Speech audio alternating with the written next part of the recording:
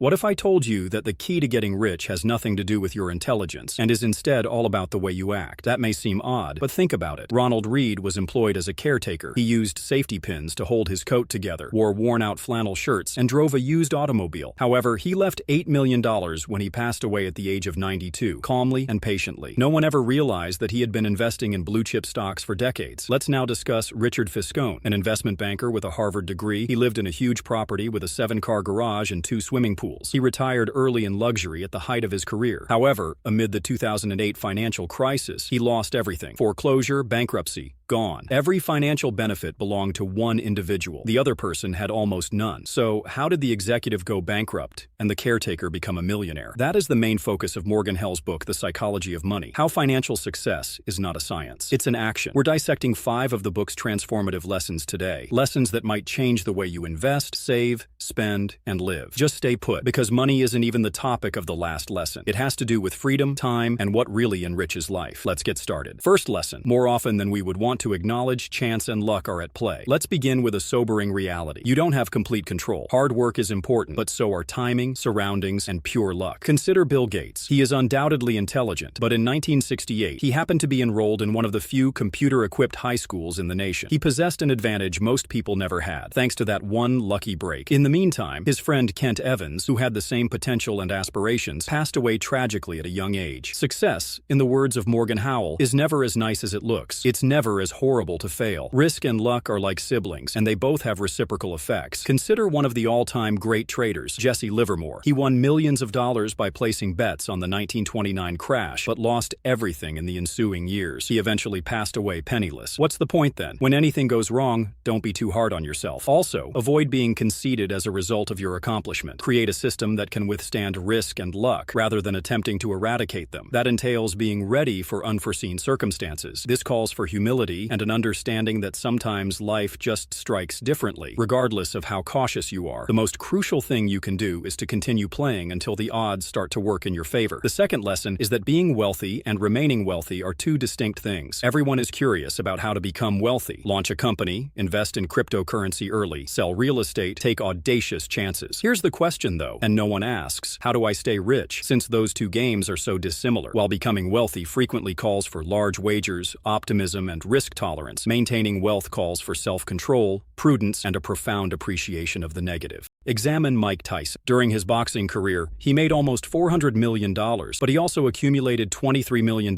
in debt. Or Sam Bankman-Fried, who amassed a $26 billion cryptocurrency business, but quickly lost it all due to his continued gambling after winning. Let's now examine Warren Buffett. He didn't place extravagant wagers. He didn't attempt to make twice as much money in a single day. For 70 years, he simply continued to do the same old thing. And he became one of the richest persons in history because he didn't blow up. The first rule of compounding, as Buffett famously stated, is to never stop it needlessly. It isn't about scoring a single high score. The goal is to steer clear of the one error that will destroy you. In order to succeed, you need, in fact, to take measured risks. However, after you have done so, change your focus from optimizing returns to optimizing survival, because the person who shines the brightest isn't the one who wins in the money game. It is the one with the longest lifespan. The third lesson: what you can't see is wealth. Imagine a Ferrari driver pulling up beside you. Wow, you would think. They must be very wealthy. You only know that they spent a lot of money, though. The illusion is that the automobile isn't wealth. It's the money you didn't have to pay for the vehicle. According to Morgan Hell, wealth is what you don't see. Ronald Read, the caretaker, became a millionaire as a result. For decades, no one noticed his covert investments. But if he had lived in a house or purchased a fancy automobile, they would have noticed. Here's a statistic to remember. Approximately 70% of Americans make ends meet. Many even make more than 6 figures. Why? Because they spend everything they make and mistake a high income for prosperity. The majority of people mistake riches for status symbols, which really work against wealth rather than increase it. Let's dissect it. What you earn is your income. You are what you spend. What you save and invest is what you call wealth. Additionally, that's not visible to the public. For this reason, a person earning $60,000 annually may retire early. It doesn't matter how much money you make. Even someone who makes $200,000 can still be living paycheck to paycheck. How much you keep is what matters. Ironically, those who appear to be the wealthiest are frequently not, because those who are actually wealthy don't have to provide any proof. They're too preoccupied preoccupied with regaining their quiet, freedom, and time. The fourth lesson is about the never enough trap. I want to ask you a question. How much is sufficient? If you simply came up with a number, what occurs if you strike it? Will the goalpost move, or will you stop? This is among the most hazardous pitfalls in both life and money. Never stop striving for more. Getting the goalpost to stop shifting is the hardest financial skill, according to Morgan Hell, and the figures support it. According to studies, a majority of people think they would feel wealthy if they had 2 or 3 times their current salary. Until you close that gap yourself, it will never close. Howell narrates the tale of Rajat Gupta, who became the CEO of McKinsey & Company after escaping poverty in India. He had a net worth of more than $100 million and sat on boards alongside billionaires. However, that was insufficient. He wanted more. He thereby engaged in insider trading. Everything was lost for him. He gained fame, fortune, and independence as a result of his insatiable climb. It was best expressed by Howell: "You don't need or have anything, so there's no reason to risk what you have." We all compare, let's face it. We look at the vacations, the fancy bags, the private planes, and social media.